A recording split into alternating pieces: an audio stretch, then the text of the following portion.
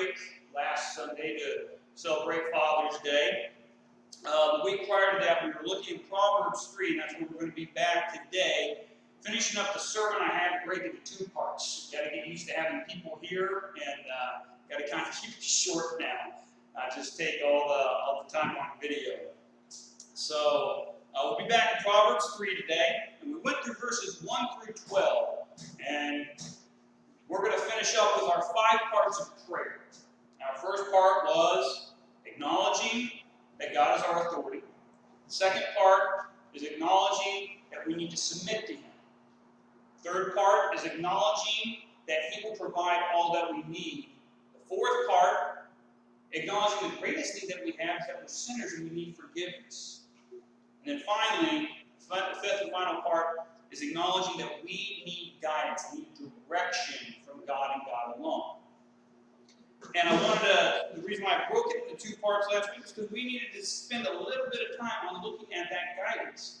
Because if we acknowledge God as an authority, we're submitting to that authority, we're being provided by that authority, and we're forgiven by that authority, then we better be listening to that authority and being obedient to His guidance. If we're not being guided by Him, anything else that we acknowledge does not matter. All we're trying to do is get into heaven. We're not trying to have transformed lives. So that's why we were looking at the entire chapter of Proverbs 3. And we went through there and we look at acknowledging the need for guidance. Now, my son, verse 1 in chapter 3, my son, do not forget my teaching, but let your heart keep my commandments, not Solomon's commandments. That's who wrote Proverbs. Solomon is not talking about his commandments, he's talking about God's commandments. He's just taking those commands and giving them to his son. So we need to acknowledge that need for that guidance. Guidance comes from God alone. Verses 5 through 12 trust that. Trust in the Lord with all your heart and do not lean on your own understanding. Verse 5, do not lean on our own understanding. We think we are so smart. And yeah, some of us are. Stephen Hawking was way smarter. Albert Einstein was way smarter than I ever could possibly be. But do we equate being smart, intelligent? Do we equate that with wisdom and understanding? You're wearing a t-shirt today. Knowledge is good, understanding is priceless. How good. You have all the knowledge in the world. I grew up, when I turned a teenager, I went out and got myself a 1978 G28 Camaro. 350, 4-barrel, poly carburetor. That thing, you stomped on it, and you would hear, and it would just take off down the street, and I loved that thing. And I tried to learn what I could about that car, to get that knowledge of when it breaks down, and believe me, it broke down. I've got to learn how to pull out my little mechanic's, red box and try to get stuff working on it, taking my belt off, putting it around the belts and stuff like that, cracking an egg if the radiator's sprung a leak. Try to get it just plugged up just enough to get me home so my dad could tear it apart and help me fix it. I tried to learn. I learned how to do my own brakes, how to do the carburetor, how to do basic maintenance on it, how to mess with the suspension. And I learned all that. And that knowledge is good. But if I didn't have that wisdom, what I could do in that car becomes dangerous. And I would see that with other kids. Mommy and Daddy would go and get them these old classic cars with the huge engines in them, Cudas, Mustangs. And they would go flying down the streets with no respect and no wisdom on how to handle a car like that. They just thought it was cool. And I know about the car. I know how to fix it, and I know how to upgrade it. I know how to make it more of a muscle car. But then they would be reckless and have no wisdom in how to use that power that's in them. And they would wrap those cars around trees all the time. They would get into wrecks, get pulled over by cops. I had that wisdom. My dad said, you ever go drag, you go to a racetrack. Or the country roads, and then end up in a cornfield. Way off asking for a toe out. You got to have that understanding, that wisdom. That's different than just having knowledge. And that's what Solomon is saying. Trust in the Lord with all your heart. You can know every word of this book. There are people out there that are so good at memorization that they can tell you a book, a chapter, a verse, and give it to you in 3 different translations. If they ain't taking it to their heart, what's it now? Lean not onto your own understanding. There is one interpretation, that is God's interpretation. We need to be in His Word, being guided by it, and listening to Him. So we went through verses 1 through 12. We're going to start in verse 13 today. So we talked about needing that guidance from God. Guidance comes from God. The ones who are wise and listen to Him and are guided by Him are rewarded. They're protected and taken care of. We're even disciplined when we become a little bit hard-headed, aren't we? And that's a good thing. How else are you going to learn, right? How do my kids learn not to play with fire? Well, there are benefits to being wise, to listening to God, leaning on His understanding and not our own. Verses 13 through 18. How blessed, starting verse 13, how blessed is the man who finds wisdom, the man who gains understanding. Kind of repeating that from verse 5, isn't it? For her profit is better than profit or silver, and her gain better than fine gold. She is more precious than jewels, and nothing you desire compares with her. Long life is in her right hand, in her left hand are riches and honor. And her ways are pleasant, and all her paths are peace. She is a tree of life to those who take hold of her, and happy are all who hold her fast. This section describes the importance of wealth, the need of guidance, wisdom. If we are wise, we know that God is the one who leads us and guides us. Blessed is the man who finds wisdom. Verse 13, how blessed is he? Finds. That's what Solomon's saying. Blessed is the man who finds wisdom. We have to seek it out. It is not innate to us. As human beings, look at that little guy right back there. Think he's wise? Are we going to get philosophy out of him? Theology? Art? Great understanding? No. He's a baby. Feed me, change my diaper, we're good to go. Wisdom and understanding is not innate to us. That's why we got to protect little ones. That's why we got to teach them and guide them. We have to seek out that same wisdom. We have to seek out that same guidance. Blessed is the man who finds wisdom, who goes out and seeks it. And where are you going to go? You're going to go to an authority on that, aren't you? We're going to go to an authority. We're not going to go and try to figure it out ourselves. We want an expert on this. We need to seek it out. We arrogantly think we can just be given wisdom and guidance, or we can obtain it passively based on how long we live. Older and wiser? Maybe older and wiser. You know? Just because we live 100 years, what's the Bible say, 120 years? Just because we live 120 years, are we wiser from it? Does age determine our understanding? And it truly is the wise man that says he has lived but knows very little. So we seek out wisdom and gain it through effort. And what effort is there? The content of our lives. We are measured by who we are, not what we are. We are humans and we are sinners. That is what we are. We like to wrap ourselves in titles and identities and things like that. But who are we? Not what we are. That's the measure of our wisdom. Who we are creations of God. Sinners, yes, but we are creations of God, seeking Him in order to restore a relationship with Him. That's the whole point. That's why this book was written. It's not about rules and control, about some angry God that wants His way. We broke a relationship with Him. We sinned. We used to walk with God in the garden and talk to Him and get guidance. Now, what was some of the guidance He said? Oh, you can do anything but don't do that. Simple guidance. this book, from Genesis 3 onward, is about reestablishing that relationship. And we can't do that by just sitting passively around. We act on obedience and faith to God. We read, research, seek out, search through His Word, through that Spirit we are created with that tells us to keep seeking. As human beings, we love to seek. We love to search. I know, my kids, they're on summer right now. They are not going to be doing any research whatsoever. Nothing, not a zero zip. But there's something about us that if we are into something, if we devote ourselves to something, we want to find out more. Ozzy loves NASCAR. I've never seen a guy that reads so much.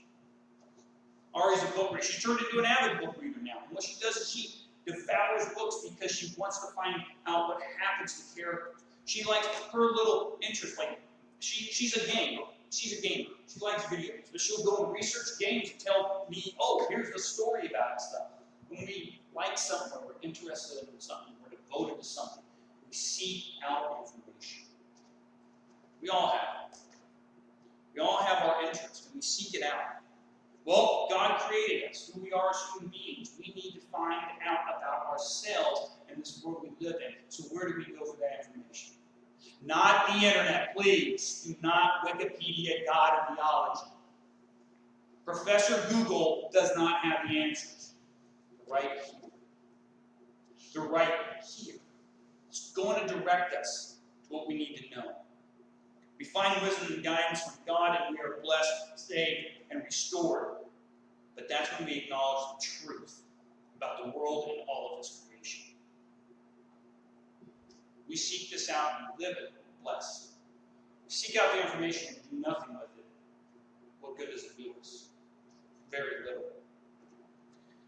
And this guidance is more precious than jewels. For her profit is better than silver. She is more precious than jewels. Wisdom, guidance. Nothing is more powerful than wisdom. Guidance is priceless. And why? It is the guidance of God that leads to life.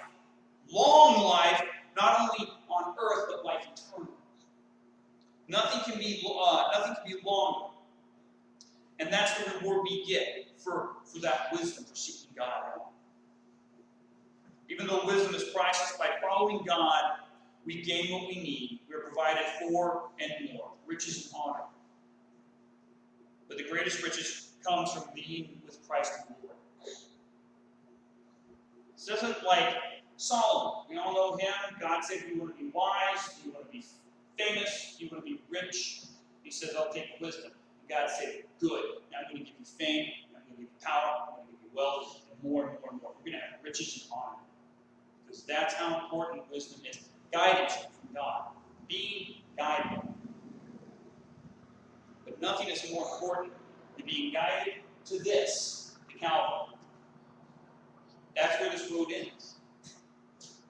We are guided here, and then from here, it's a bridge into eternity. Nothing that we have on this planet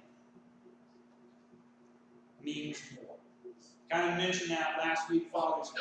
I love my children, I love my wife, but I love God more. And following His guidance is going to lead me to eternity. It's greater than my family.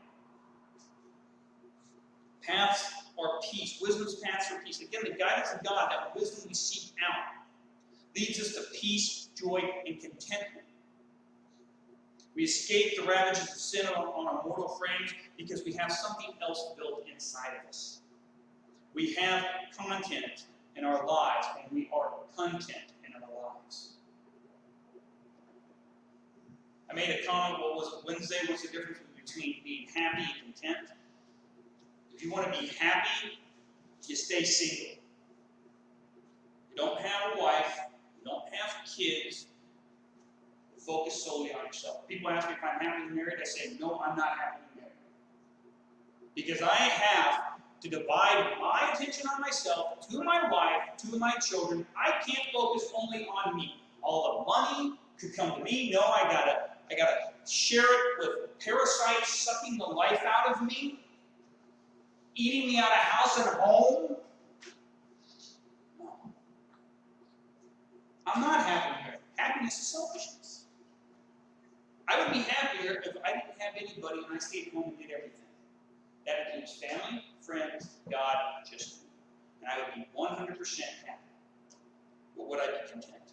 Would I have peace? Would I have joy? Happy? No. Content, at peace, great joy in my life? Absolutely. Paths are different. I'm at peace because I follow God. He's led me to where I am. Happy? No. I am not happy, honey, and saved because I can't do what I want. I have to follow certain rules, but find me one rule in this book that is not to my benefit. So that gives me content, and because of that content, I'm content. Those who take hold of her and be guided by God. We need to grab it when we seek it, when we're out there searching for it. You grab hold of it, and you never let it go. That's when we'll have peace and content. We can't just find it and go, okay, good, found it. All right, you did golf last week? Right? You did some golfing? I'm a golfer myself, and a bowler. If I could reverse my scores, I'd be pro. But when you hit the ball, you just go, whack. All right, call it a day. You got to go seek that ball out, don't you? You have to seek it out. And then when you find it, you go, okay, now I hit it again. We don't just go, there it is, and walk away. We take hold of it. Verses 19 through 20. Guidance comes from God alone. Yes, hammer this over and over and over and over again. Until it is engraved in our hearts, right? That's what the Bible tells us. The Bible is so repetitive. Why? Why is it so repetitive? Because we need to hear it over and over and over again. Guidance comes from God alone. The Lord by wisdom, verse 19, the Lord by wisdom founded the earth, by understanding he established the heavens. By his knowledge, the deeps were broken up and the skies dripped with dew. God created the universe. He's in full control over it. He's the only authority governing. As a sole and omnipotent creator, it is completely, 100% undeniable that he has all knowledge concerning his creation. You create something, you're going to know. He knows every little thing that has happened, does happen, will happen. Through his wisdom, he founded the earth. As the authority over all creation, he alone knows how to guide us through it. Not us who live in his creation, but the one who created it. So why are we trying to find our way through something we don't even know about?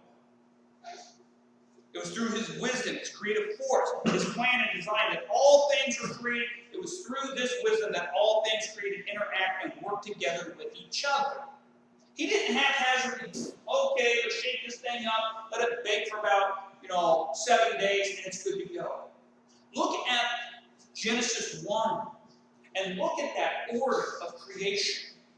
Isn't it logical? Isn't it ordered? Isn't it rational?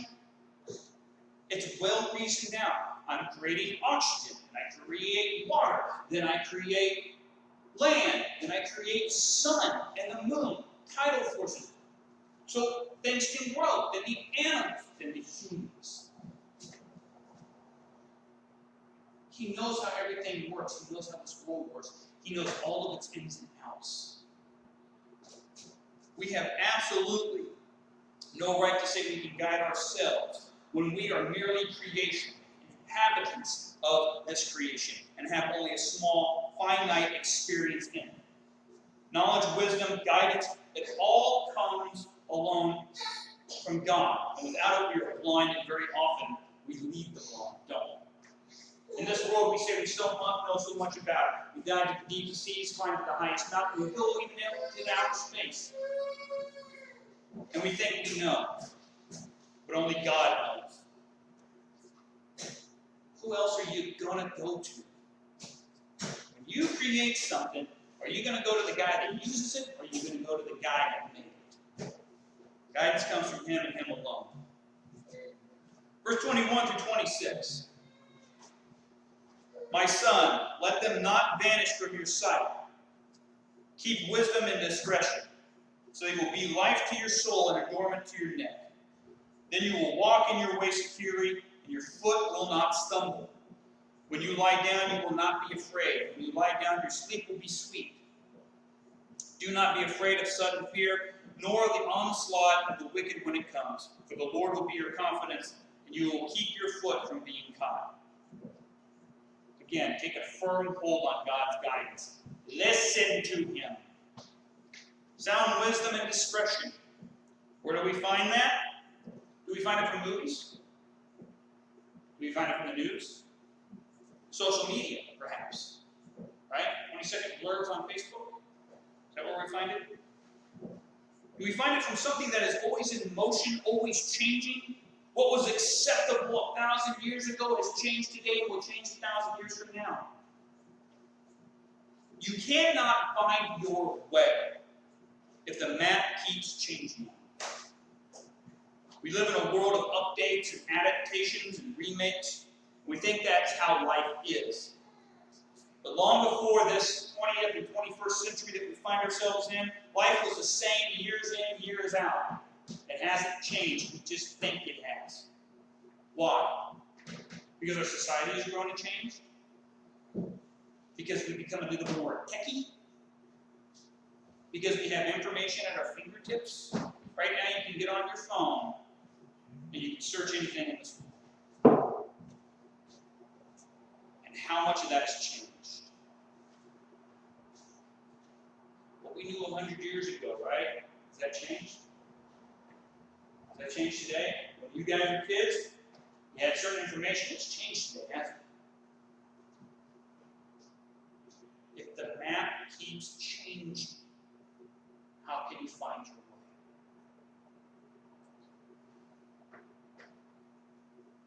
You cannot place your faith in something that's constantly changing.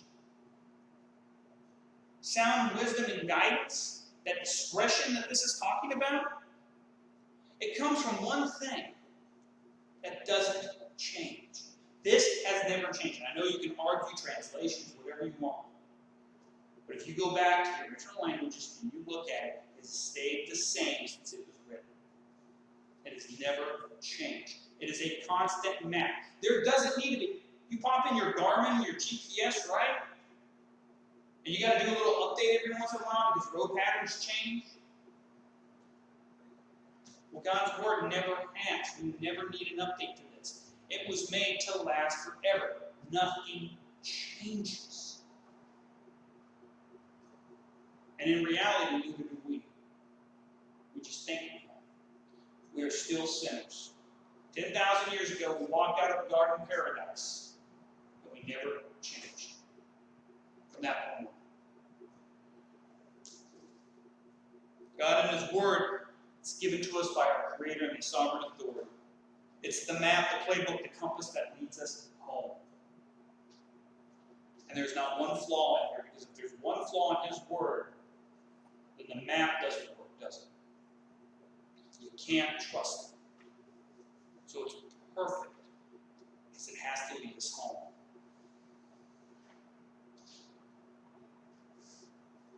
It's not fiction. It's a perfectly drawn map. If it wasn't, then we might as well just add at the very beginning here. Remember those old maps of the old? Here there be monsters. Might as well put one right in this book. But it's perfect. It's constant.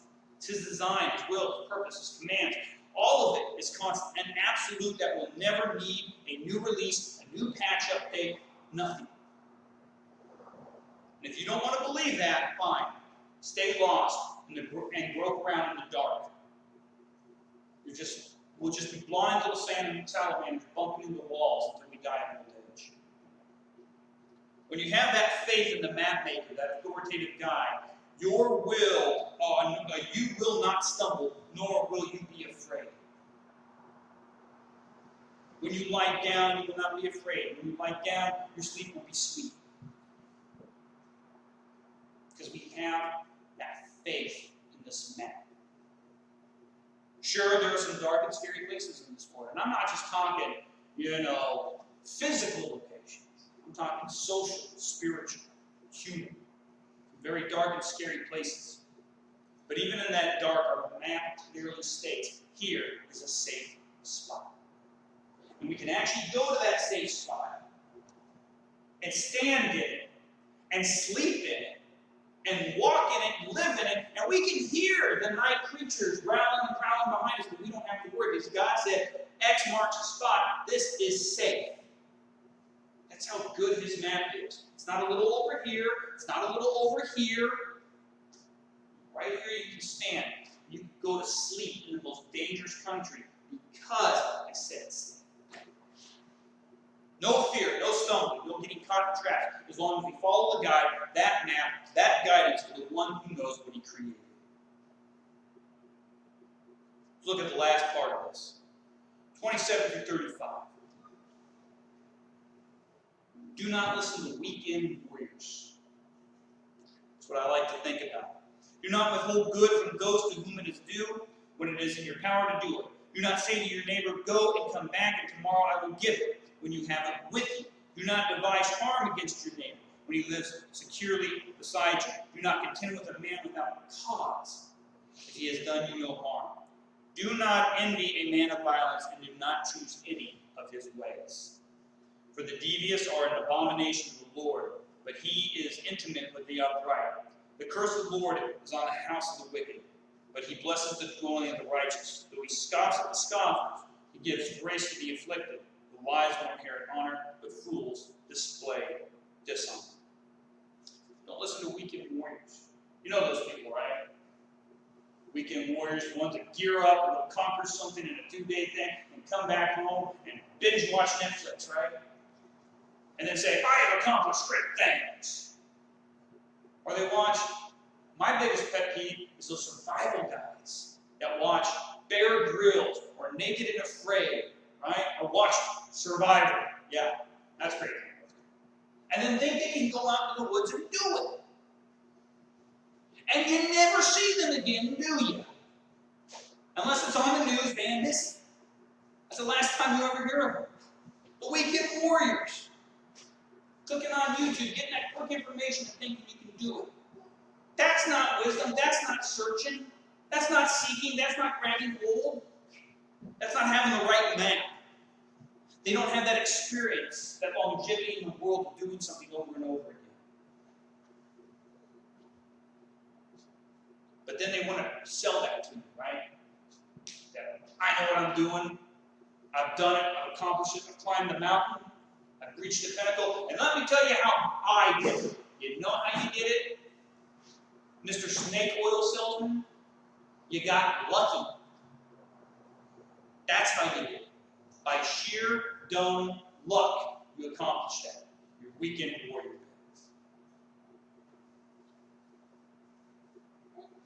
How about the people that are Bible experts?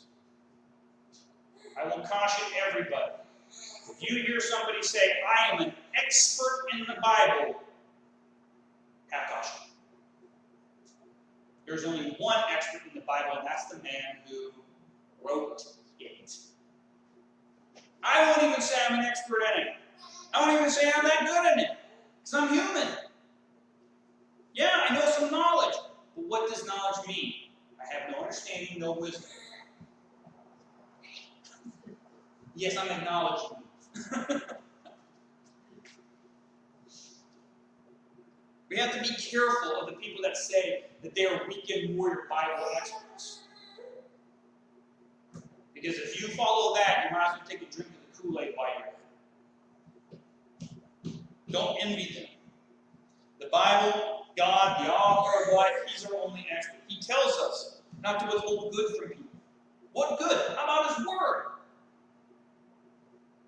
What, don't withhold good from somebody? Say, come back and tomorrow I'll give it to you? Okay, give the information now. Give good to people. Yeah, we're seeing that right now. Do harm to somebody that hasn't caused it. Alright? How's the old commandment go? Do unto others as you do unto yourself, right? What are we doing now? Do unto others before they do unto you. That's what we're doing right now. Causing harm to others. Do good to others. Show our lives, our obedience. Because you know what? God's guiding us out of the dark. And if we stumble across somebody in the dark, shouldn't we be picking them up and going, hey, I got the map to get out of here. Let's go. Or do we walk by and go, good luck, buddy. Hey, we give them a map and they don't want to read it, that's on them. We should be giving that map to them. We should be handing them this and go, here's the guide to get out of here. And if they throw it away, that's between them and God. We don't contend with others.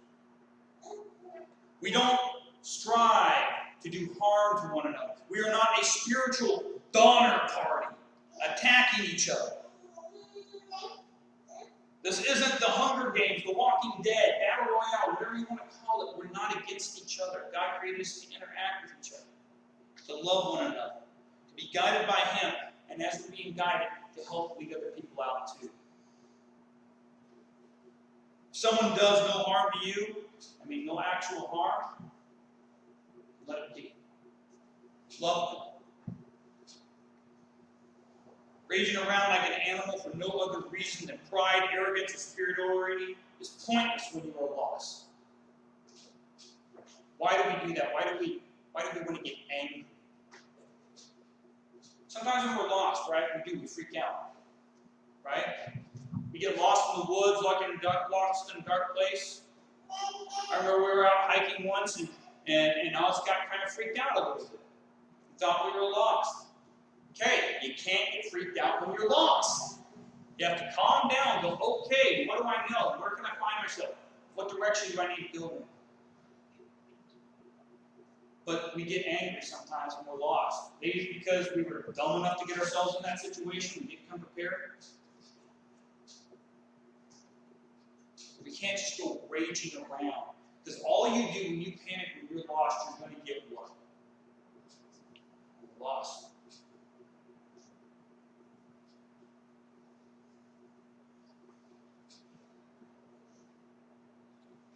For those who listen to the guidance of God, the upright, God is very close to us. He says that. He's intimate with us. Loving, caring, involved. When we listen to His guidance, God is there. He rewards us not only with a way out, but some loot to boot. Right? We got the map, and if we're following that map, we're listening to Him. Even if we kind of step off a little bit, okay, I'm back on. Okay, I'm back on. New shiny object. Okay, I got it done. I'm going to stay on the path. Most of the time, when we're on that path and we're listening to Him following the map, what does He do? We get out and then He goes, guess what? He's gonna yeah. He's going to give us something. In your case, there'll be lots of num-nums. But he gives us that reward. He blesses us when we walk out on His guidance. For those who spurn His guidance, He scoffs at them. Doesn't He? He scoffs at the scoffers. You are on your own. When He hands us the map, He goes, follow the dotted line to the big X. You can get out. At the end, you're free, and at the end, I'm going to give you something great. And we go, nah, I know where I'm going. He goes, it's on you. Here, there be monsters. And that's what we're going to find. But when we cry out, He rushes to us. Doesn't He? He gives grace to the afflicted. Verse 34. When we cry out to Him, He will come to us. But we better be ready to get that help. We better be ready. Nobody goes to their doctor, and their doctor says, you have this problem. And we go, no, sir, I don't, because Dr. Google said it's this. Nobody does that, do we? Then why are you going to a doctor? You're okay, you're happy. That's good, sing. That's what you're supposed to do, bud. When we cry out and we're lost with God, We need to be listening to him. When he says, okay, I'm going to help you, we need to go, thank you, Lord, let's go do it. We had better be ready to listen. God doesn't go for the crying wolf or poor little me ant. He'll leave you in the dark. Oh yeah, he will. He scoffs and scoffers. And if you keep rebuffing him, you're alone to bump around, feel around in the dark, and good luck finding your way out. But he doesn't choose that. Who does? We do. God doesn't go, you're on your own. We go, I'm on my own. God never abandons us. We abandon him. Don't be like the world, stumbling around. Don't envy those weekend warrior trips. Exciting, maybe. Worked out a dying, sure. No thanks. I want a sure thing. I want an absolute sure thing. I don't want close calls. I've had my fill with them in my life. What I want is that absolute assurance that when I'm given a map, I can go, got it, enter here, and I'm going to go. That's what I want. I don't want to be groping around for something. And when I stumble and I go, God, I need help, I lost my map, he comes down and he goes, here's another one, buddy, good luck, see you in the next round. I'll be like, got it, and I'm going again. I want an assurance. I want the absolute. I want the constant. So I want to close. We've gone through all these 5 pillars, right? This is the final step, guidance. The 5 parts, 5 pillars, whatever we call them. God's guidance, the final step. We have accepted God as our sovereign authority. We accepted that we have to submit to that authority. We accept God to provide all things we need. And we accept we are totally lost. We are sinners of unparalleled order and need forgiveness. Now, with all this, we have to accept that we need guidance from God alone. If we accept any of the above, but still think we know what's best for ourselves, well, then they better not bury you in a sweater. It's going to be hot here today. That's simple. We have to accept everything. And then go, yes, we need guidance. All joking aside, you cannot accept God as your authority, submitting to his authority, accepting that through his authority you will provide, accepting that by his authority we are forgiven, and that we are made right before him.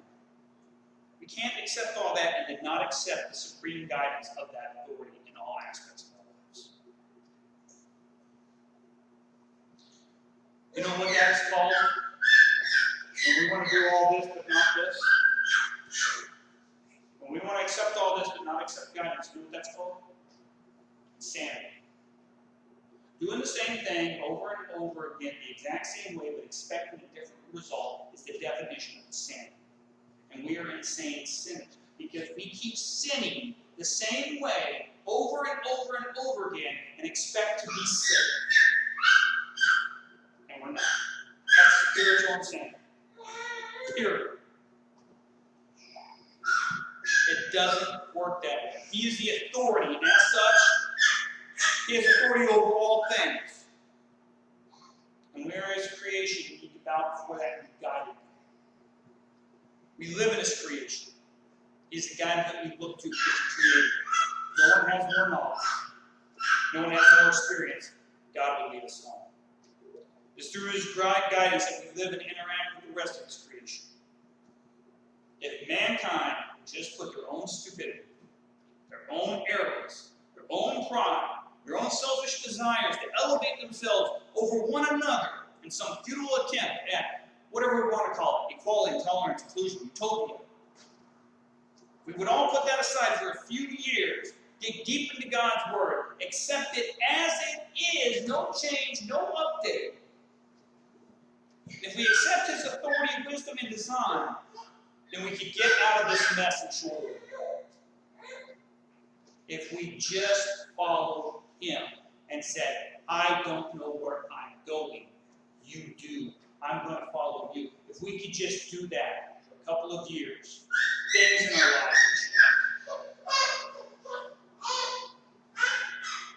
We would have that peace and tranquility, that that joy, that tolerance, and acceptance because it comes from God and His Word, the guidance that benefits all man and never leads us astray. But instead, what do? We go down that dark alley and investigate that. We venture to the edge of the map for a peek, see what monsters like. We want to go out and investigate that sound in the woods, don't we? And look up. We hunt down each other, so only the stronger survive and the weak serve. And we keep getting deeper into the dark and the deep, and we will never, ever, for all eternity, find our way out. But God, through Jesus Christ, the light unto our path, leads us out by His supreme knowledge, His wisdom, and His guidance. We follow the expert, not a weekend warrior, but an eternal warrior. And we can go home. Or we stay lost and never see the light of glory, the light of home, the light of safety. That's our choice. That's an arrow. That's pointing north. Pointing to God. It's a bridge that gets us from sin to glory. That's our map. This is our God. We accept everything about God. We need to accept His guidance. We may think it's wrong, but that's what we think. We need to trust in Him. He's our authority. We submit to it. Now, let's be led by it. So as you go out this week, and you find yourself lost, but you know there's God, you know you got to submit, you know you're forgiven, you know He's going to provide for you, get on your knees, look north, cross that bridge. Listen to the guidance that God gives you in every aspect of our lives. And you know what? You're going to come out.